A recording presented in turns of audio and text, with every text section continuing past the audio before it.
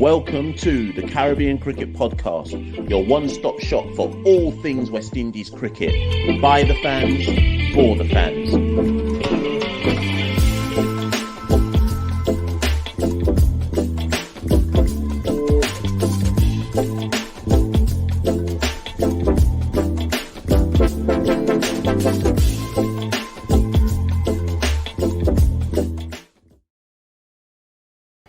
Yes, ladies and gentlemen, welcome back to a Caribbean Cricket Podcast. It's not really a cuss out. What basically happened is I realized that I haven't done a solo vid in a while. I haven't done a video on our channel in a while. And for those of you who are keen followers of the Caribbean Cricket Podcast, particularly our YouTube content, you'll know that quite a lot of our weekly output is now over on 99.94 DM. So if you're watching this for the first time or aren't aware that we are doing tri-weekly content on a new medium, do head over to our show West Indies on 99.94 DM to kind of see our weekly hot takes on things in West Indies cricket. But that's not to say the Caribbean Cricket Podcast channel is dead. No, we're still doing stuff. You saw that we dropped episode 71 recently, our interview with high performance manager Graham West to look at development of the cricket in our region, particularly at the under 19 or under 23, under 25 level. But it's still important for me that I still do these kind of solo cuss out videos, just looking at things, key things in West Indies cricket. And this is recorded the morning after West Indies series defeat, 2-1 series defeat at home to New Zealand. People keep talking about series defeats. I hasten to add, yes, it's a piece of history. Yes, New Zealand have created history. Yes, they've won an ODI series in the Caribbean for the first time in their history. Okay, cool. That's correct. But what was more important what was more important in this series was how many ODI Super League points the West Indies collected. That's the most important thing. Having lost 3-0 earlier in the summer to Bangladesh, let me go back. Having lost 3-0 to Pakistan, 3-0 to Bangladesh, 3-0 to India, it was important West Indies didn't lose 3-0 again, not only for ODI Super League points, but also because it would have set unwanted history in terms of 12 defeats on the spin in ODI cricket. Obviously, they won the first ODI versus New Zealand, which was probably unexpected, given how badly we lost to Bangladesh, given how badly we lost to India. I say badly, but you know what I mean. Given the margin of defeat and given the whitewash, people probably would have expected New Zealand to whitewash as well, as they're an accomplished ODI side. They got to the last ODI World Cup final. They got to the T20 World Cup final. So we know that New Zealand are an accomplished white ball side. So in some senses, only losing 2-1 and get into a stage in the final ODI where some might have thought the 302 might have been a defendable total. I tweeted at the time and said that I suspect we're probably 20 or 30 runs short. As it was, we were about 20 or 30 runs short, but I'm not necessarily going to get into that because what I want to do with this video is basically break down. So what does that mean now for the ODI side? And first things first, before we properly get into it, I want to show you a screen to kind of set the context for this. So what you should all see right now is the ODI Super League table, which should be on your screen right now, because obviously I am looking at it at the same time. So you should see the ODI Super League table. Make sure you scroll in. And what you'll see is that West Indies are currently 7th. They're currently 7th in the ODI Super League. Forget matches played. It's not about matches played. It's about the total points you gain, okay? So West Indies have 90 points, and that's it. We have no more ODI Super League fixtures remaining. We do play South Africa in March next year, but that won't count towards the ODI Super League. All of our fixtures are now done, okay? So we have ended on 90 points. Now, 7 teams plus India will qualify for the World Cup. So currently, the top 8, as you see it, are going to the World Cup. The only team whose position is in doubt is West Indies. I know it says Australia here 70 points, but you have to assume that Australia will pick up the necessary points between now and the World Cup qualifiers. So the only position really in doubt there is what happens to West Indies. And the teams who can catch West Indies are in 9th, 10th, and 11th place. Ireland are 22 points behind us and have 3 ODIs remaining versus Bangladesh. So it's feasible or conceivable that they will pass us. Sri Lanka are 28 points behind us and they have 6 ODIs remaining. 3 at home versus Afghanistan and 3 away versus New Zealand. So they need 3 wins. Ireland need 3 wins against Bangladesh. Sri Lanka need three wins from their games versus Afghanistan and New Zealand. And then South Africa, who are 41 points behind us, they have 6 ODIs remaining as well. 3 at home versus England and 3 away versus India. So for South Africa to pass us, if Ireland or Sri Lanka did not pass us, South Africa would need to, let me just work this out. South Africa would need 5 wins from their 6 games versus England at home and India versus India away. On paper, that looks very unlikely for South Africa. And remember that the context for South Africa here is that they threw away their series versus Australia because they wanted to prioritize their new domestic T20 tournament, which I believe has no name at this moment in time, but everybody is collecting the big bag to go and play in that South Africa tournament. So South Africa, we can probably rule out. So the reality is this final place for automatic qualification for the World Cup will go to either the West Indies, Ireland, or Sri Lanka. West Indies are now requiring snookers. We have to hope that Ireland don't win their 3 ODIs versus Bangladesh next year. I think it's in May 2023. And we have to hope that Sri Lanka can't find 3 wins versus Afghanistan at home and New Zealand away. We're relying on snookers to not end up at the World Cup qualifiers. But to be honest, if I stop sharing that now, but to be honest, I think that's what we expected anyway. Prior to the New Zealand series, most of us rational West Indies fans would have expected we're probably going to the World Cup qualifiers now. It was always going to be highly unlikely that we would be able to beat New Zealand 2-1 or 3-0. I thought we might, if we were lucky, pull off 1 victory. And we did. We got 10 points, probably 10 more points than the average West Indian fan expected, given our struggles versus Bangladesh, given our struggles versus Pakistan, and given our struggles versus India, although remember the India series didn't count towards the Super League. So we probably got 10 more points than everybody expected, but we are not safe. Another win, if we'd picked up that win in that final ODI versus New Zealand, it would have changed permutations altogether. It would have automatically knocked out Ireland. Ireland wouldn't have been able to chase us, no matter what, even if they won their 3 ODIs. And Sri Lanka would have needed 4 wins from 6 against Afghanistan and New Zealand. So that second win versus New Zealand would have been crucial. As it is, we're now requiring snookers. So what more is there to say? I don't really want to break down the New Zealand series match by match per se. And Santelki and I are going to do a proper kind of podcast for West Indies on 99.94 DM looking at the ODI series versus New Zealand. This particular video is more so looking at, so what do we do now? What do we do going forward? Whose position or whose place in the West Indies ODI team is now a lock and whose place is in severe doubt? Like I said at the top, we've got 3 ODIs versus South Africa in March.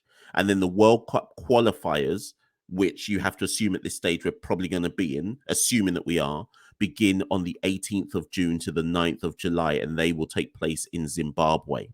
Okay, so I'll say that again. We've got South Africa in March for 3 ODIs, I believe, and they will serve as warm-ups for the World Cup qualifiers, presuming we enter them, which will take place in June to July in Zimbabwe. So what I really want us to look at is looking ahead to that South Africa ODI series and potentially the World Cup qualifiers, who out of this Pakistan, Bangladesh, India, and now New Zealand series is basically got to leave the ODI team. I'll just go through the order. And obviously, as you know already, get in the comments below, like this, subscribe to this, share this with people, let them know about the Caribbean Cricket Podcast, etc. So I'm just going to work down through the order of who played that final ODI and was in the squad, versus New Zealand. And I'm going to give you my views on who is or who isn't set in the team. Shai Hope, obviously it's a given. I think his knock yesterday was horrendous. I think if you stay in for 101 balls in any ODI and you're at the top of the order, you can't go at a strike rate of 50. I'm still seeing people this morning trying to defend that knock. I can't defend it. And I think Shai Hope is a fantastic ODI cricketer in the context of the West Indian team. If you haven't watched our video, the one that Jared Kimber and I did on Shai Hope's strike rate, I do suggest you go and watch that. It's on 99.94 DM. It's also on the Spotify channel, Apple, etc., etc. West Indies on 99.94 DM. And Shai's knock yesterday kind of it echoed the concerns that I've got at the back of my mind. I still don't think that Shai should be criticised in general, because in the context of this present day West Indies ODI side, he clearly has a role to bat long, bat deep, and generally speaking, he does it at a strike rate of somewhere between 75 to 80. Here's the key. Shai going at a strike rate of 75 to 80 is just about acceptable in this iteration of the West Indies ODI team. Shai going at a strike rate of 50 is unacceptable. Bear in mind that 75 and 80 is slow anyway in the context of modern ODI cricket. So I can't defend a strike rate of 50. And I would love to believe that Shai, if he listens to this, would go, you know what? I should have found some more singles. I should have 50 off 100, 51 off 101 balls, whatever it was, 102 balls. How many dots were left out there then? It's not acceptable, people. For somebody who is our best batter and often sets foundation, I'm not saying we must be overcritical. I'm just saying in the context of one standalone knock, that wasn't good enough. And I'm sure Shai would accept that as well. Even if the plan was to see off Bolt and Southee, you can't go at a strike rate of 50 at the top of the order. It's not the reason we lost. It's a contributing factor, though. But either way, that's by the by. Shai Holt's position in the side is a lock. He's got 13 ODI hundreds, 21 ODI 50s. He ain't going nowhere, and rightly so. Carl Mayer's got a timely century yesterday. I say timely because I think some people are starting to question whether he should be opening in ODI cricket. He certainly should be in our side somewhere, but some were questioning if he should be opening. He's now got 2 ODI centuries, one versus Netherlands, one versus New Zealand, a timely 105, ends the series with an average of 37. He's a lock-in. Mayers ain't going anywhere. He's in our ODI side. Shamar Brooks, a bit of a substandard series for him versus New Zealand. 150 across the 3 games, average 27. But Brooks, since he has been in our ODI side in general, has been one of our better players. His average is above 35 across. I should probably look to see how many matches now Shamar has played. Bear with me, people, because it's always important to have the specific stats at hand and not just try and talk off the top of your head if you know that you're not sure. Right, Brooks has now played 21 innings, or I should say 21 innings, 21 matches, sorry. He's now played 21 matches in ODI cricket for West Indies, and his average is 35. Some would say, oh, but that's nothing to write home about. In the context of West Indies ODI team, that's very good. So Brooks ain't going anywhere. A bit of a substandard series, and it should be noted, his last 3 series haven't been that good. Average 14 versus Bangladesh, 27 versus India, 27 versus New Zealand. There are 2 50s in that, but I think even Shamar would say, bit of a substandard return over the last 3 series. But he's a lock-in. He ain't going anywhere. Brandon King, average 2 across the 2 matches, and he's currently, after 20 ODI matches, Brandon is currently averaging 24. I think Brandon's place is in jeopardy. I think that when we come to tour South Africa in March, Brandon may well no longer be in the ODI side. And I'm going to explain a bit more on that in a second. I don't think we're playing Brandon possibly in the right position in ODI cricket. I'm not sure he's a number 5 or a 6 or wherever it is he's coming in when he's playing for us, but his numbers don't stack up Yes, I know he got a 50 versus India, but I don't think his numbers are stacking up to justify keeping him in the ODI side. Casey Carty averaged 10 versus New Zealand. Now, Casey got all 3 games versus New Zealand. There are concerns about Casey Carty's strike rate, and this is where my problem is, and why I think I'm referring to Brandon King. Sorry, people, let me find the stats for Casey as well. This is why I'm referring to Brandon King as well. Sorry, people, just realized that Casey. So Casey Carty, has had 9 matches, 7 at bats in those 9 matches. He's currently averaging 24. His strike rate is 57. This is a concern for Casey. Casey's potential is worth investing in, and this series was the first series since. Well, it's his first series, and this series was his first series where he got all 3 games, and it wasn't a series where he came in for the final game and came in at a random point in the order, etc. I still think Casey is worth investing in. If you look at his returns, got a score of 43 versus the Netherlands in that one ODI played in the Netherlands. A score of 33 versus Pakistan in the one ODI he played versus them. A score of 33 versus Bangladesh in the one ODI he played versus them.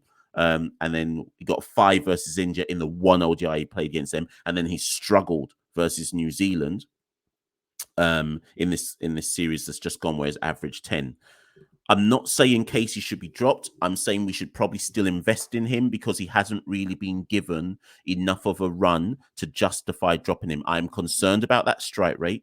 9 matches, 7 innings, a strike rate of 57. And here's the wider problem. Brooks' strike rate is 75. King is averaging 24. Carter's strike rate is 57. Those 3 players, and plus when you have Shea Hope at the top, we're in a catch-22 position as an ODI side.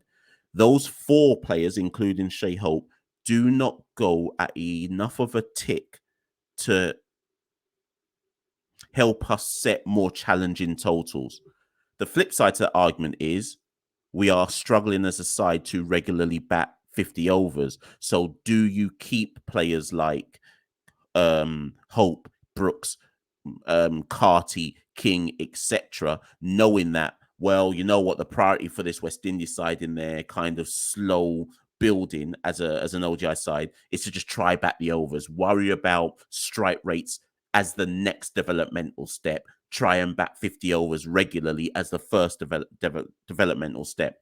My concern and what my instincts is telling me is we've got too many of the same batters, too many slow strike rates, accumulator batters, or touch players, if you want to call them that, and not enough power. I hasten to add, obviously, Rovman Powell was in that side. He rightly got dropped. He didn't give us good enough returns lower down the order. Aldine Smith wasn't involved. Romario Shepherd wasn't involved, probably because they're not good enough with the ball to justify having them coming in. So we've got a bit of a balance issue, I think, with this ODI side at the moment, in so much as we don't have enough power hitters, but the power hitters we've tried aren't delivering on a regular enough basis to justify them being in the side. Nicholas, good series for him. Obviously, he's a captain. He's going nowhere. Average 40 in this series versus New Zealand. Well, not even excellent. A scintillating innings of 91 from 55 balls, which is what ultimately got us up to the 300 mark last night in that ODI. So Nicholas ain't going anywhere. Jason Holder was good with the ball in this series. I've been questioning Holder in his ODI returns. I've said it before. Go and watch previous videos. If you actually go and look at Jason Holder's ODI numbers, given he's the premier or one of the premier all-rounders in world cricket, particularly in the test format, his ODI numbers don't quite stack up. Now, this series, he got 7 wickets at 14, economy 4.16. Obviously, he's in Barbados. He knows the conditions. Fantastic. And good to see him be effective with the ball, particularly in a format of cricket where we lack strike bowlers. So Holder was good with the ball. With the bat, he averaged 7. And I just worry about, and again, I put this to you lot watching this video, comment below. What is Jason's role with the bat in this side? I think I might. No, I'll just leave it at that. What is Jason's role with the bat in this side? I don't know where he fits, what type of game he's got. He doesn't often produce with the bat in ODI cricket. Again, if I give you lots some raw numbers, always important. Remember to give the raw numbers. If I give you lots some raw numbers in terms of Jason with the bat, bear with me. Let me just give them to you now. Jason has played 131 ODI matches. He's got 11 50s, an average of 24 with the bat. I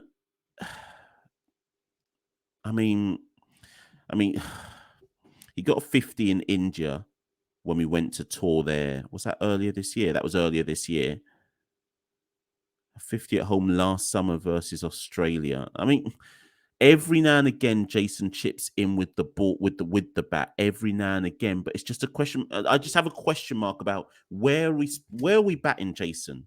Like I say, I think there is a balance issue in this ODI side. Is Jason a number 7? Is he a number 8? But if he is a number 7 or a number 8, we've got too many of those low strike rate accumulators. I don't think you can have Shea Hope, Brandon King, Casey Carty, Shamar Brooks, and then Jason Holder coming in at 7 as well. Not that I'm saying Jason Holder is a nerdler, but I just don't think there's enough power in that top 7. Again, get in the comments below. Let me know what you think about that. But I do just think there is a balancing issue with our side. There's probably also a talent deficit issue, which is a problem as well. But there's that to look at. Yannick Correa came into the side for this series due to pullouts, and he has probably done a lot to... I think he's probably done enough already to retain his place. If I was Hayden Walsh Jr., I'd be sweating.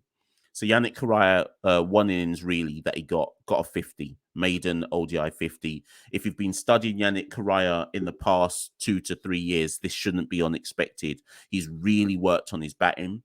He was really good in the last Super 50, I believe it was, first class tournament as well. Captained one of the presidents, the A side versus Bangladesh recently as well. His returns with the ball have been decent. He captained the West Indies emerging side team to the Super 50 to the Super 50 win in 2019. So Yannick Correa has been there or thereabouts knocking on the door. I always thought that Yannick would get his chance in Test cricket first before 50-over cricket, but all you can do is seize the opportunity when it comes. Maiden 50, took some tap yesterday for his 2 wickets, but in general he took 3 wickets at 51, which sounds bad. Economy was 6, but a lot of people were saying that they felt that Yannick's leg spin looked far more threatening and asked far more questions of the New Zealand bowlers than when Hayden Walsh is bowling. I don't know where I stand on that, but I can certainly see how people would have been excited by what Yannick provided with the ball. Now, here's the thing.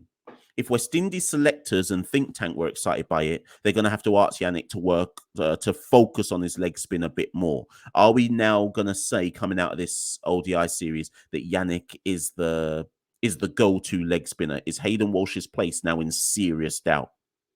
I think it's definitely worth... I would be shocked. Put it this way. When we select the ODI squad to go to South Africa, I would be shocked if Yannick Correa isn't in it. I think they now have to give him a chance. I think he showed enough promise. Catches were dropped off his bowling, which would have made his numbers look better. He beat the bat quite a lot. He asked a lot of questions with his leg spin. So I think Yannick Correa's probably jumped the queue over Hayden Walsh Jr. Another person who got into the ODI squad completely unexpected, Kevin Sinclair. Didn't have the ODI numbers or 50 overs numbers behind him, but then who does in the Caribbean, really? Hadn't played enough cricket, whether first class T20, to suggest that he should suddenly be in the West Indies squad. But West Indies needed an off spinner. Roston Chase is injured. Kevin took his chance. He came in, took 5 wickets at 25 for an economy of 4.34.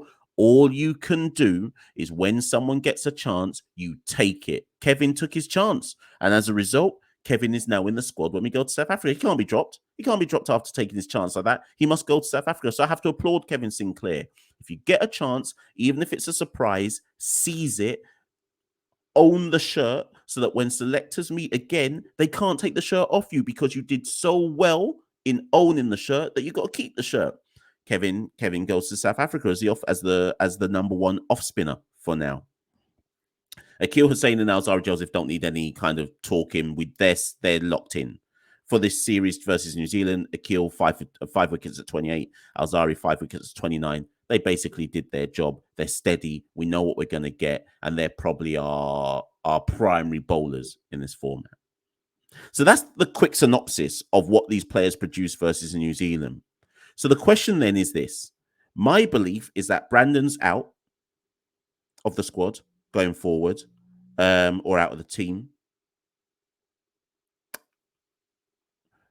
And there's questions to be asked about Casey Carty as well. Now, what I'm going to do is just say to people who's knocking on the door, and I'll let you all in the comments. Remember to press like, press subscribe. I'll let you all in the comments or in your Facebook groups or your WhatsApp chats or whatever it is you do with these videos, decide what kind of fart I'm talking or who you would go with.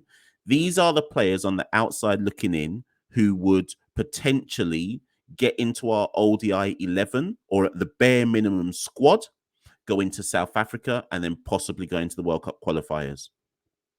Shimon Hetmyer pulled out of the New Zealand series due to a family bereavement, right? That's fine. Obviously, it's family bereavement, personal reasons.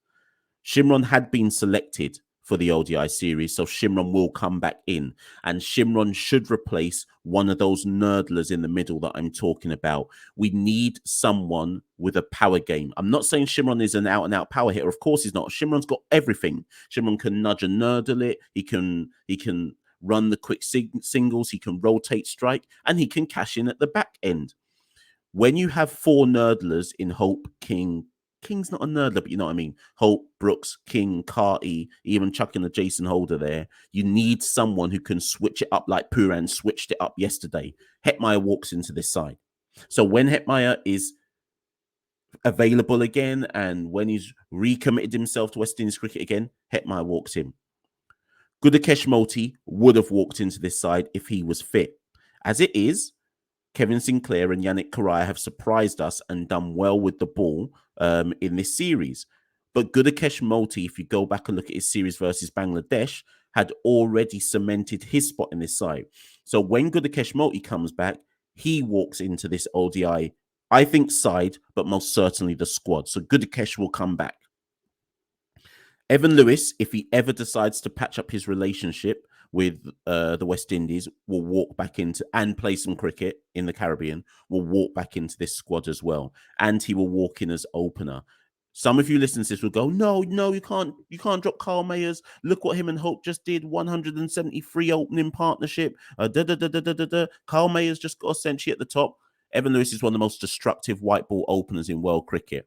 If Evan Lewis's head is switched on again and he stopped his beef with Cricket West Indies, he walks back into this squad and you move Carl Mayers somewhere else in the top 6 or 7. That's what will happen. So Evan Lewis walks back into this squad if fit, if he stops the beef and if he's available. So Hetmyer, Motie, Lewis are in this squad if they're available. Jermaine Blackwood got a call up because I think, because Brandon King had to deal with a personal issue for the first ODI. There's a lot of people who've been calling for Jermaine Blackwood to be included. He played that first ODI, the one we won, got 12 not out. He came in, number 6 or number 7? So there's a question mark about, does Jermaine now get to be part of a squad going forward, given that they turned to him as an option when there were people who had dropped out. I don't know where I stand on that with Jermaine, but clearly he's someone they're thinking about. And then lastly, some of the names to just think about, you have to go look at what happened with the A-team tour. Now, what's quite interesting, so we just played 3 West Indies A games versus Bangladesh A. Obviously, the last one was rained off. It ended 1-1 in the series. So I went to go look at the data to say, well, who in that West Indies A series did anything to justify putting their name into the hat? These were the top 3 batters. Josh De Silva averaged 36 across the 3 games, strike rate of 78, and he opened, by the way. Tage averaged 35 at a strike rate of 66. Teddy Bishop averaged 30 at a strike rate of 71. So here's my quick take on that. Teddy Bishop is 19 years old and he's involved in the Cricket West Indies High Performance Academy. Let him do his thing. He's 19. Let him continue his slow development. We don't need to be fast tracking Teddy Bishop anywhere. Let him play domestic franchise cricket for his franchise. Let him be part of the High Performance Academy and let him develop at the right pace. Tayshan Nepal averaged 35 going at 66 opening the innings. Here's my thing. We already have Shea Hope doing that. We already have Shea Hope averaging 50 going at a strike rate of 70. You're not going to call Tayshan Nepal into any ODI side to go at a strike rate of 60 odd. It's not happening. So well done to Tage for averaging 35 across those 3 games. But that strike rate, unless he improves it significantly, he ain't getting near the ODI squad. Josh De Silva, however, does have a chance. And if you go back and watch some of our earlier videos, he was a name that I called previously and said, I'm surprised people haven't considered Josh to get into the ODI squad when we were struggling to bat 50 overs versus Bangladesh, struggling versus India, struggling versus Pakistan. I've kept on saying, people saying Jermaine Blackwood, and I was like, what about Josh? And it was interesting to see Josh open for the A side. When the West Indies emerging players won Super 50 in 2019, Josh opened or batted at number 3. So Josh averaging 36 at a strike rate of 78. That's nothing special. But when you consider that Brooks's career strike rate in ODIs is 75, King's is low, Carty's is low, there is an argument to say Josh gets into the squad. There is an argument to say he does. And arguably, you might even ask Josh to wicket keep so Shea doesn't have to do that. It's just something to consider. I'm not saying he definitely should, but it's something to consider. And he's somebody who should also be in their thinking going forward.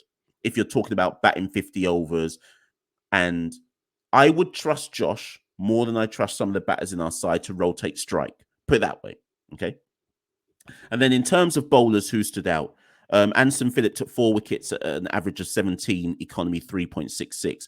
But Anderson Phillip was already on the outskirts of our ODI squad. He played in the Netherlands. So all Anderson has done there is solidify the fact that he's next in line. Just like he was next in line for the Test squad and he debuted versus Bangladesh, Anderson Phillip is probably signalling for his 18 performances, I should be next in line should you need a strike bowler in ODI cricket. Similarly, Sherman Lewis also played in the Netherlands. He took 6 wickets at 15. Economy was expensive. He went at 6, but 6 wickets at 15. He went to the Netherlands with Anderson Phillip. He played in the Netherlands like Anderson Phillip. So Sherman Lewis and Anderson Phillip have done what you should do. If you've played in the senior side and they put you down in the A side to get some more developmental time, you should be the ones topping the wicket charts to show, you know what, we are the next ones off the taxi rank if you're going to look for some strike bowlers. So well done to Anderson and well done to Sherman for showing that they should be next in line. The other bowler who did stand out was Justin Graves. He took 4 wickets for 17. He was also excellent in the unofficial Test series versus Bangladesh as well. 4 wickets at 17, economy 4.63. Some of you may remember that Justin Graves debuted at the start of this year versus Ireland and weirdly opened the innings. Weirdly. And he struggled massively. Justin Graves is not an opening bat. He might be a number 5. He might be a number 4. Maybe that's stretching it as well. He might be a number 5, but he's clearly an all-rounder and he's somebody who's worked on his bowling. I don't know if Justin Graves is going to get a go again sometime soon, but all you can do is put your name in the selectors' minds, and he's done that with the ball. Not necessarily with the bat, but certainly with the ball. So I don't know where Justin Graves will figure in their conversations. So people, that's that. There's some names to think about. There's some thoughts to think about. I've looked at potential names in a possible squad going forward. It's worth noting that before we go to South Africa next year, Super 50 should have happened again by then. So hopefully some other people have put their names forward in the domestic line. Hopefully some of those names I've just mentioned, like a Josh and a Anderson and a Sherman and a Justin Graves and a Teddy Bishop, a Evan Lewis, all these people even play Super 50. Hopefully they perform in Super 50 to justify their names being part of a wider squad. But like I say, we've lost the series to New Zealand. We've only picked up 10 points. It's highly likely we're going to probably go to the World Cup qualifiers in Zimbabwe next year. We hope somebody does us a favor particularly Afghanistan and New Zealand versus Sri Lanka, Bangladesh versus Ireland. But should we not? I've laid out whose name should be in the pool going forward should we end up in those World Cup qualifiers. As I always say, get in the comments below. Let me know your thoughts. Who would you take? Who would you drop? What did you think versus in that long summer of ODI international cricket? What do you think going forward? Like, subscribe, and share. I've been Machel St. Patrick here at One Half of the Caribbean Cricket Podcast. Thank you and good night. We rule the cricket world. Now the rules seem coming. Welcome to the Caribbean Cricket Podcast, your one-stop shop for all things West Indies cricket. By the fans, for the fans.